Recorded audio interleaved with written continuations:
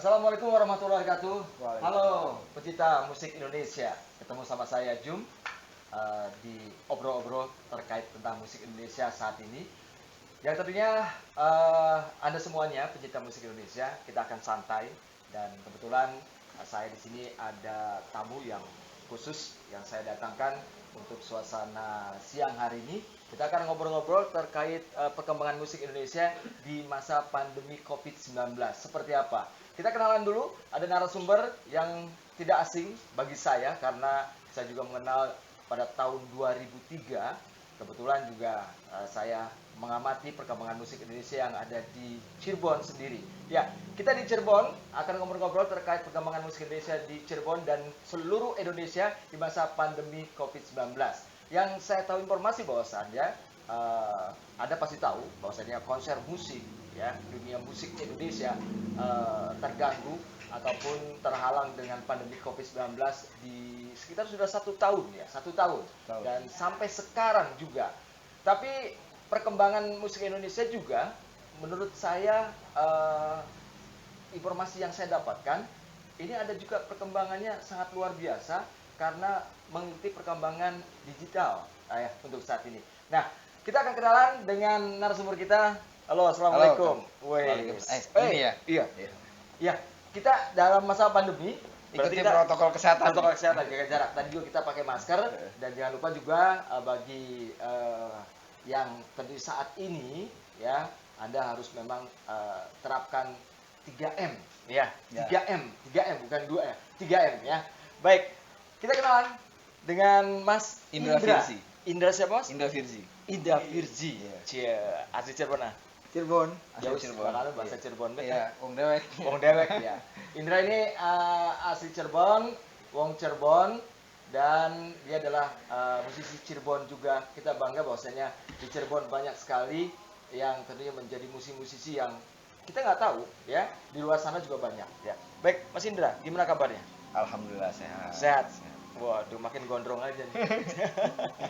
Oke, Mas Indra, yang saya tahu Mas Indra bergelut di dunia musik Indonesia, ya. Saya kenal sewaktu saya juga menjadi seorang penyiar radio, ya, musik director dan penyiar radio, kenal dengan Mas Indra, tidak asing mukanya. Jadi saya juga ketemu hari ini. Alhamdulillah, Mas Indra sehat, saya juga sehat. Alhamdulillah. Baik, Mas Indra, gimana? Kemana saja? Ada Sudah berapa tahun gitu ya ketemu sama saya? Lama banget ya. Lama sekali. 2003 itu saya ke Bandung. Ke Bandung. Ngerantau ke Bandung. Kebetulan terus akhirnya jadi musisi Bandung lah ceritanya. Walaupun tetap darahnya dan hatinya tetap Cirebon. Cuman memang banyak aktivitas di Bandung sekarang. Aktivitas di Bandung. Iya. Berarti hijrah ke Bandung dengan menggeluti musik betul. Indonesia. Jadi waktu itu memang 2002 akhir itu memang saya memutuskan untuk hijrah ke Bandung.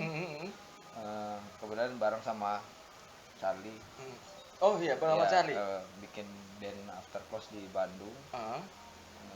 Tapi nggak lama setelah itu saya aktif sendiri, dia jalan juga sampai saya ketemu lagi, dipertemukan lagi tuh ketika saya jadi Additional ST12 2008. 2008. Berarti yang saya tahu, yang saya ingat bahwa di tahun 2000-an sampai tahun 2010 kalau nggak salah ya. Iya. Ini kan indie label. Betul. Ya. Ini apa namanya para musisi atau anak-anak muda membuat sebuah lagu, aransemen lagu, mencoba untuk berjuang di Jakarta di label-label ya. Mengalami semua. Ngalamin standar lah, standar anak-anak band lah. Waktu itu kan punya mimpi yang besar, mau terkenal. Nah, cuman mungkin nasib saya bukan jadi orang terkenal mungkin gitu. Karena saya lebih banyak jadi season player atau belum saatnya, Mas. Kalau belum saatnya saya belum tahu juga. Kadang-kadang itu cuman hiburan doang. Tenang, belum saatnya, tenang, belum saatnya. Karena kan hidup itu buat saya sesuatu yang misteri gitu kan. Jadi kita bisa bicara tentang sebuah ketenaran kalau orang itu udah terkenal gitu. Kalau yang nggak terkenal ya kita akuin saja. Ternyata saya bukan jadi orang terkenal, tapi saya bersyukur saya sudah memperjuangkan hak hidup saya sebagai musisi yang saya pilih jadi musisi, walaupun tidak seperti apa yang saya harapkan. Oh, menjadi musisi. Iya. Ini apakah cita-cita dari kecil? Nah, saya pengen tahu. Ya, mencintai musik Indonesia, menjadi pemain band atau apa, bukan pemain bola ya, pemain band. Ini dari umur berapa nih? Suka dengan musik? Alat musik apa yang pertama yang pertama dipegang?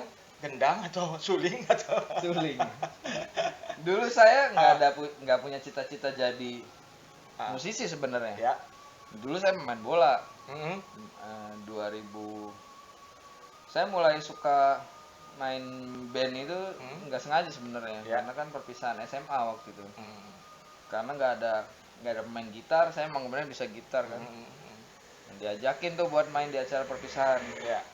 Dan sampai lulus SMA tuh masih angin-anginan lah, masih antara main bola sampai, karena waktu itu saya serius banget main bola sampai sempat ikut seleksi juga di Bandung. Nah akhirnya ternyata saya tuh dikenalin sama video musik waktu itu. Video musik. Yang saya lihat tuh videonya Guns N' Roses. Guns N' Roses ya. Kayak zaman-zaman itu ya. Iya. Zaman-zaman itu. Nah, setelah itu saya memutuskan untuk jadi pemain gitar waktu itu. Jadi bukan karena Slash. Yang saya lihat akhirnya saya jadi pemain gitar, mungkin memang takdirnya gitu. Takdirnya kayak gitu. Oh, jadi arahnya ke situ. Iya. Ya. Baik. Nah, selama tahun 2000, nah sekarang kan saya nggak tahu nih kemana saja. Kecimpungnya kemana saja? Hijrah ke Bandung sudah. Apakah ada prestasi-prestasi yang sudah diraih oleh Mas Indra Virgin? Saya itu 2000 awalnya lah ya. Sebenarnya waktu pas ke Bandung tuh sempat rilis kompilasi waktu itu sama Charlie sebelum ST12 gitu. Terus pecah lah karena Charlie waktu itu masuk ST12 kan. Saya ganti vokalis sama Budi Doremi waktu itu. Budi Doremi. Itulah perkembangan sebuah grup band ya. Sama Budi Doremi, cuman memang kurang hoki lah, atau apalah bahasanya, emang nggak rezeki lah gitu. Saya jadi orang besar. Bubar tuh bandnya. Bubar bandnya 2007.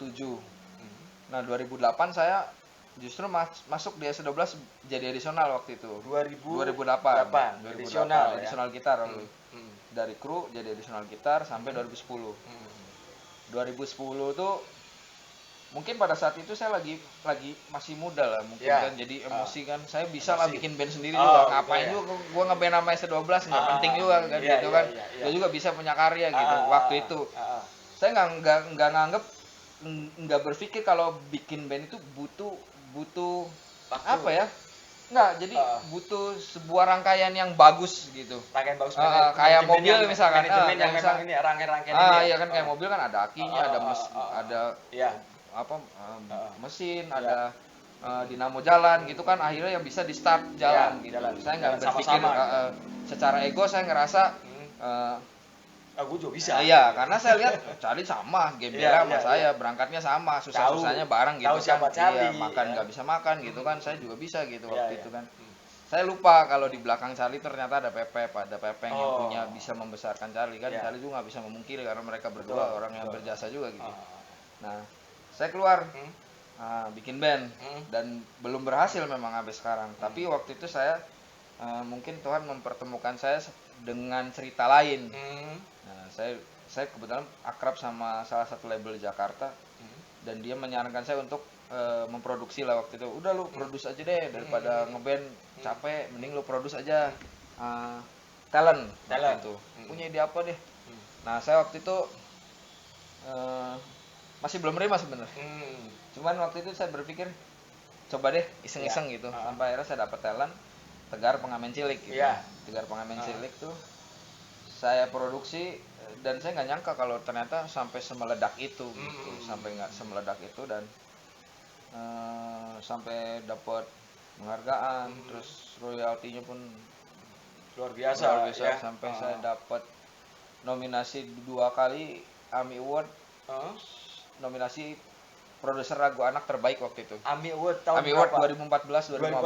2014, 2015. Itu lagi memang perkembangan musik itu memang ya, saling ini ya, saling ini ya. Sebenarnya waktu itu musik udah lagi amburadul sebetulnya untuk sistem ya, maksudnya sistem kayak misalkan mau jualan apa gitu kan, Rare BT juga sebenarnya nggak terlalu mendongkrak atau segala macam. Hanya saja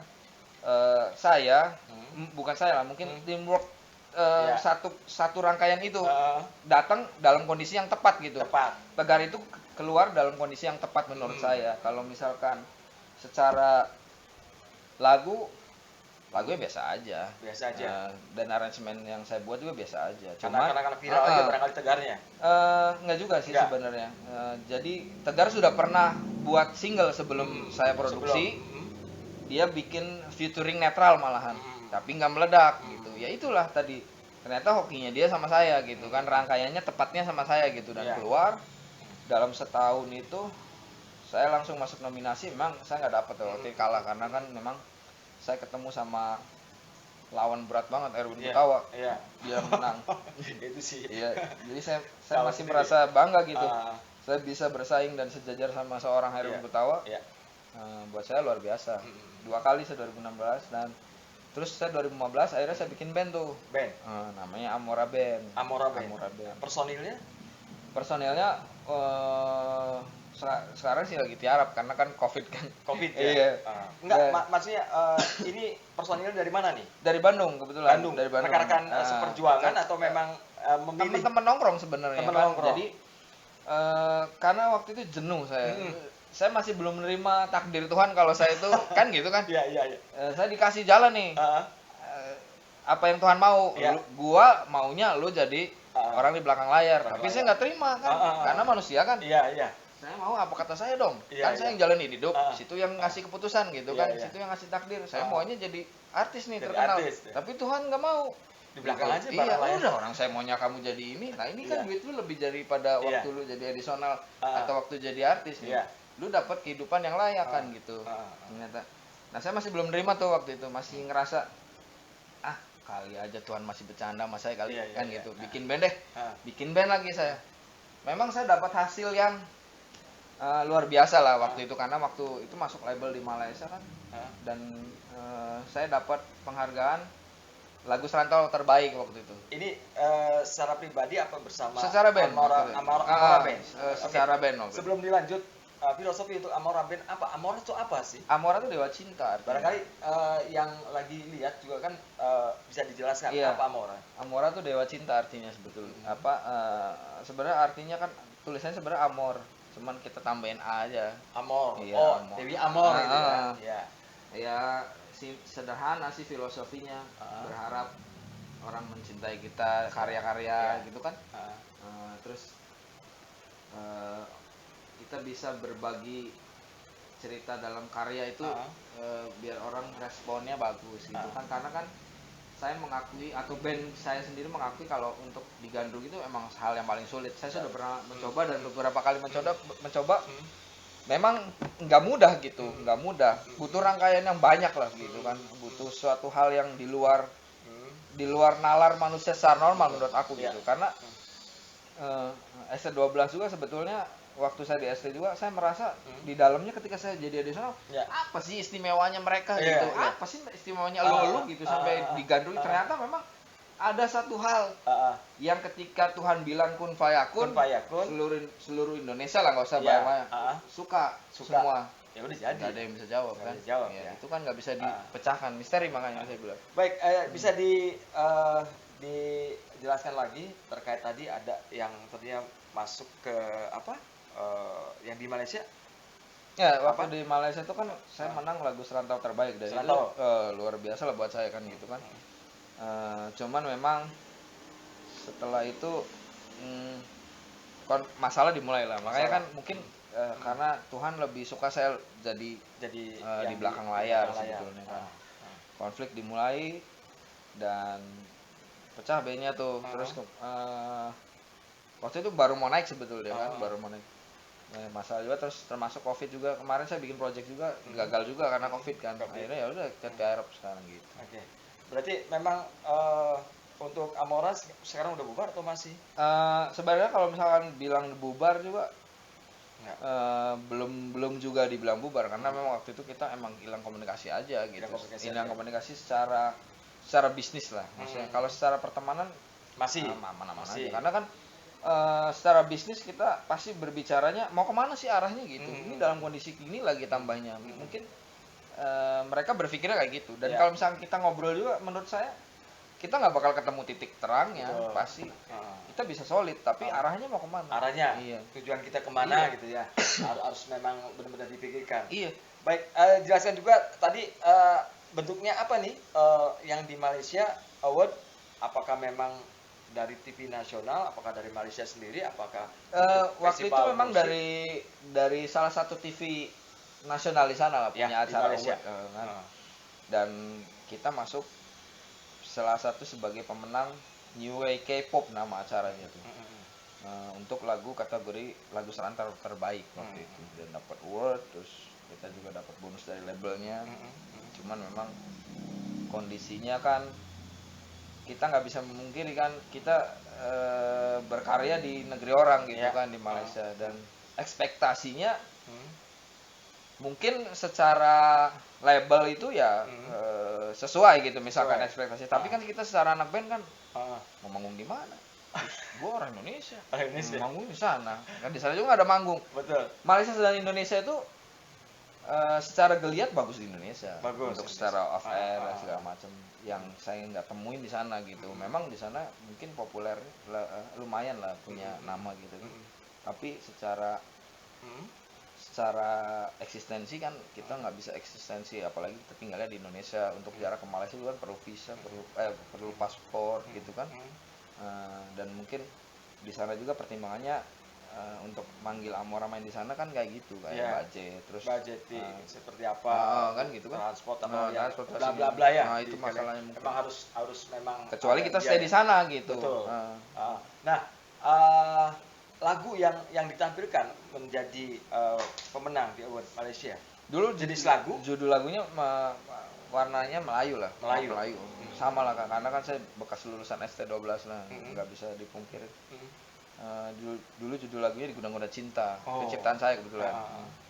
Yang di sana ngehits, bukan meledak sih, tapi lumayan terdengar lah, sampai akhirnya masuk New Wave K-pop dan menang gitu kan. Terus waktu itu saya sempat juga pegang Tegar. Nah, ketika pegang Tegar itu 2012 tuh saya pegang Tegar tuh untuk single Aku Yang Dulu Bukan Yang Sekarang.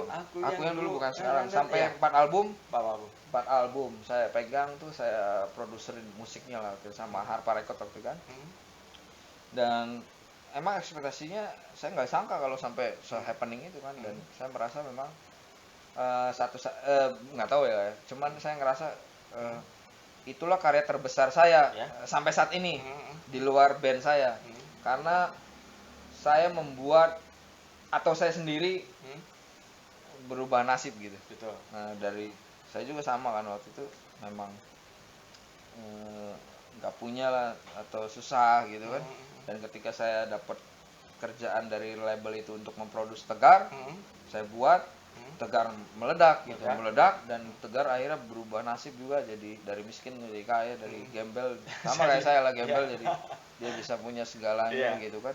Saya ngerasain banget gitu. Dan itu adalah karya yang sampai saat ini menurut saya itu masterpiece saya gitu. Masterpiece saya. Dan asal teman-teman tahu, itu bukan punya Charlie, itu punya saya. Yang lagu yang Tegar itu saya yang produksi, bukan Charlie. Lagunya Tegar itu ya? Jadi kan saya banyak keseliru. Dulu tuh saya diam aja gitu, karena dia Charlie teman saya gitu. Jadi teman saya, dan orang selalu bilang kalau Tegar itu punya Charlie, ya kan.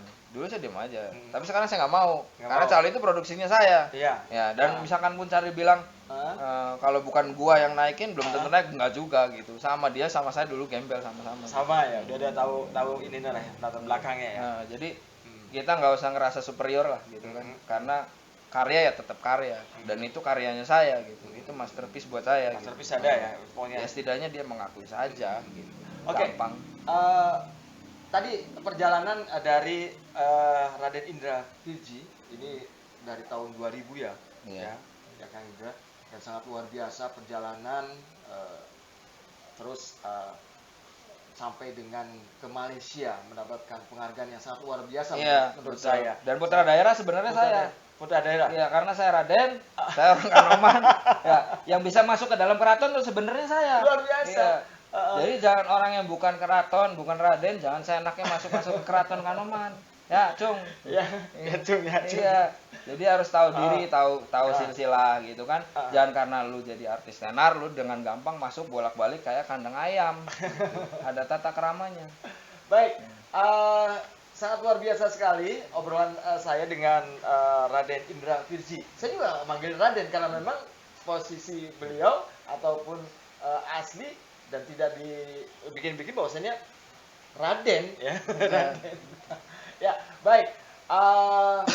Mengenai perkembangan musik Indonesia, menurut Cak Indra, kalau saya manggilnya Cak berarti, ya, kalau di keraton ya, Cak Indra ya, ya Cak. Menurut Cak Indra nih ya, sebagai musisi Indonesia atau Cirebon, perkembangan seperti apa untuk Indonesia sendiri? Sebenarnya kalau untuk Indonesia memang sebenarnya masih bisa bersaing lah, maksudnya masih bagus lah. Cuman memang COVID ini kan bencana yang tidak direncanakan sebenarnya. Itu kan bencana dunia lah. Emang wabah dunia, mau nggak mau semua kan imbasnya lah, termasuk musisi gitu. Memang mungkin maksud dari semua ini kan kita lagi di restart nih. Ya.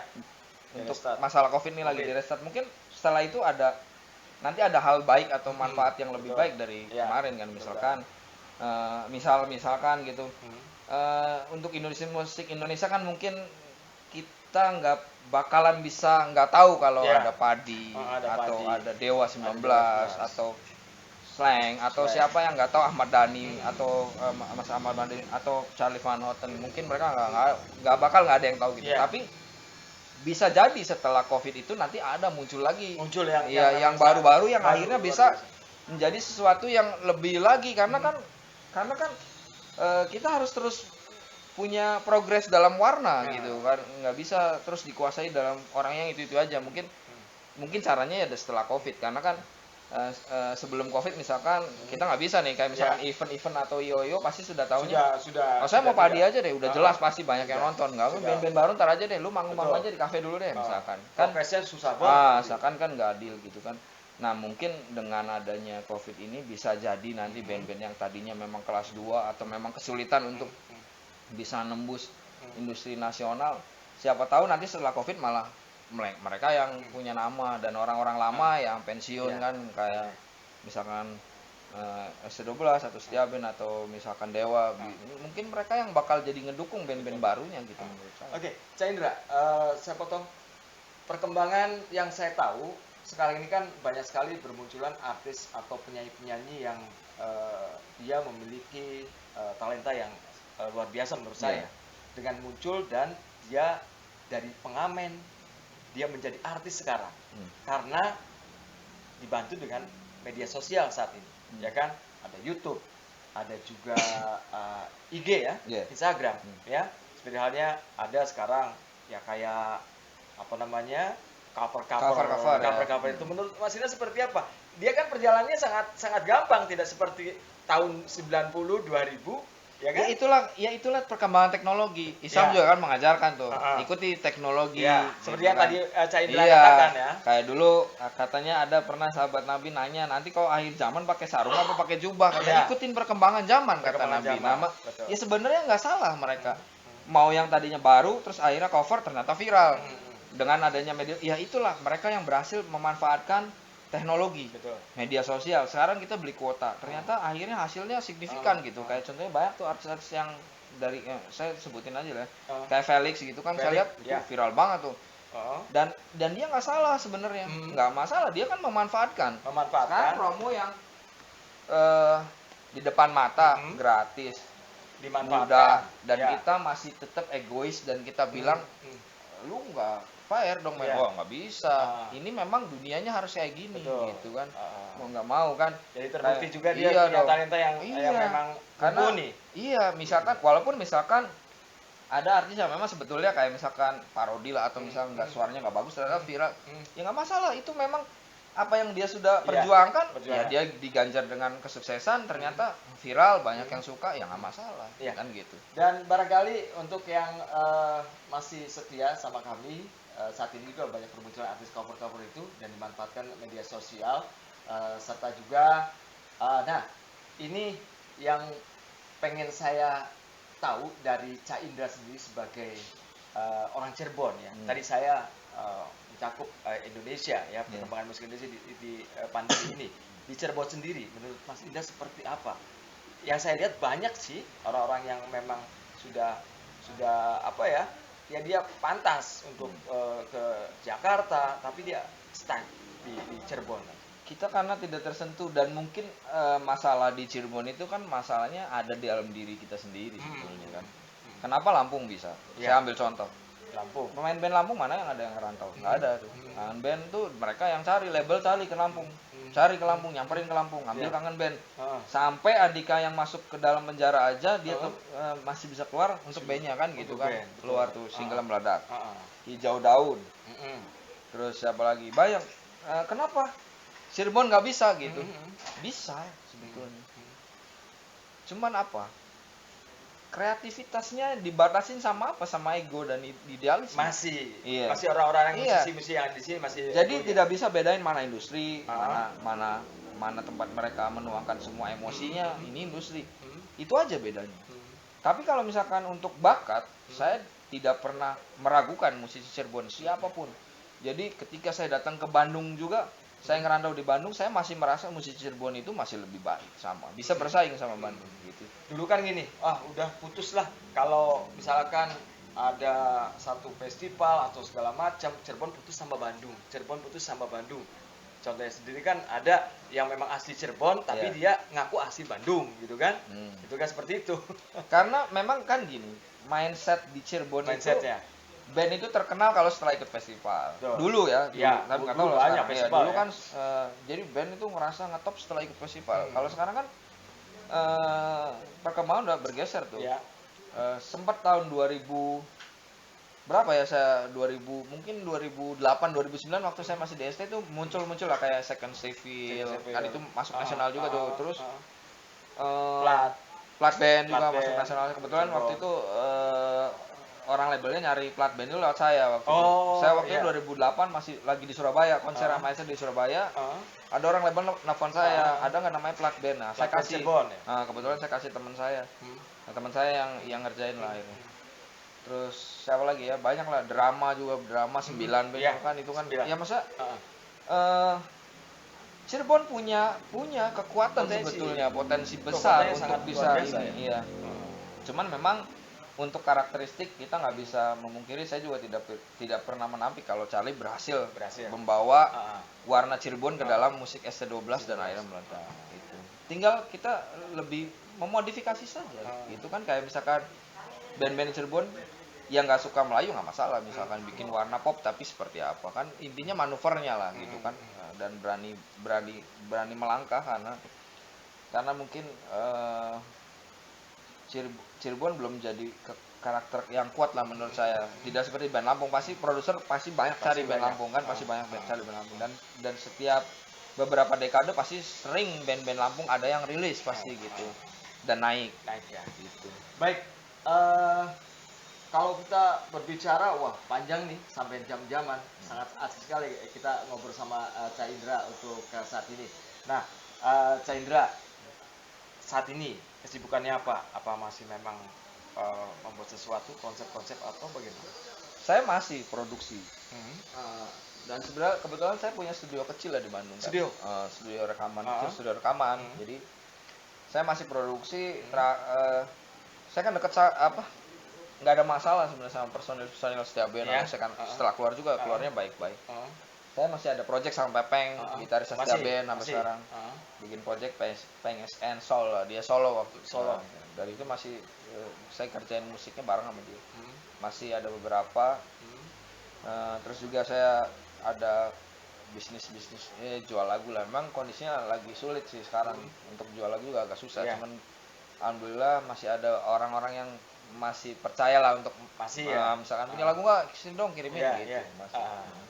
berarti kebanyakan ini cover sih ya. Iya. Sangat ini sulit sekali sekarang iya, ya. kalau misalkan imbasnya emang gede banget gitu, gede banget. Emang kalau dikatain menjerit, musisi menjerit, termasuk saya juga sama kan. Kayak kita mau berkarya di mana gitu. Kayak saya udah jelas orang di belakang layar lah, lebih ke produksi studio gitu kan. Nah, sekarang yang produksinya aja nggak ada gitu kan. Nggak ada. Apalagi band-band cafe gitu kan. Nah, sebenarnya saya bersyukur banget nih diajak sama Mamo sama Om Jam Sangit nih, diajak ngobrol di sini kan. Jadi ketemu saya bisa ngobrol nih kan. Udah tahun 2003 sampai sekarang baru ketemu. Jadi kan bisa ngobrol nih.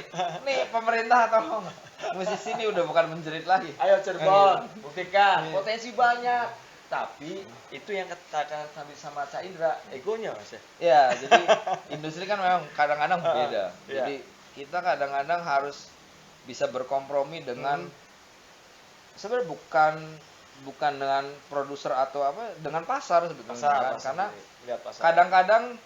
kadang-kadang ada band yang bagus banget ya. Bagus, udah layak sebenarnya mereka tuh untuk bisa booming atau berbuat sesuatu untuk Indonesia. Ternyata masalah Indonesia nggak suka gitu.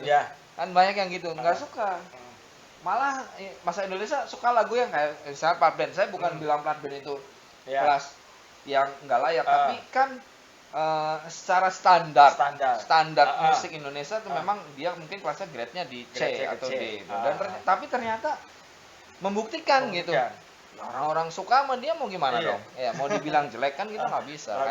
Kita harus akuin lah karya orang lain. Kalau itu memang ternyata mereka berhasil dengan apa yang mungkin saja plat band kan mau milih gitu kan. Ya saya mau soundnya kayak misalkan suara gitarnya ceret atau suara gitarnya pedas gitu. Emang saya mau gini kan gitu. Dan kita nggak bisa bilang itu jelek gitu. Baik, kita sudah lama ngobrol. Barangkali ada pesan dan pesan buat khususnya orang-orang Cirebon nih. Kayak Cak Indra kan asli Cirebon. Bagaimana? Ada pesan dan harapan buat musisi Cirebon? Mungkin pesannya nggak perlu ngerantau sebetulnya. Nggak perlu merantau. Di kampung sendiri juga bisa berbuat sesuatu. Contohnya nggak sejauh-jauh. Gimana kurang famous ya Mamo? Cirebon aja famous, nggak perlu keluar Cirebon tapi famous di Cirebon gitu. Nah, musisi Cirebon saya rasa bisa bikin kayak gitu, bisa. Dari daerah, dia berkarya di daerah, orang label datang ke daerah, terus dirilis. Label yang nyari, bukan kita nyari label. Label yang nyari, bukan kita nyari label. Yang penting yakin dan percaya diri. Kita kan harus belajar sama Mamo tuh, percaya diri, nggak ada yang ngalahin. Baik, Cak, terima kasih. Panjang kalau memang kita ngobrol terus ya. Kita ngopi dulu nanti. Setelah ini kita ngopi, sudah disediain ngopi sama jaburan, ada pisang goreng.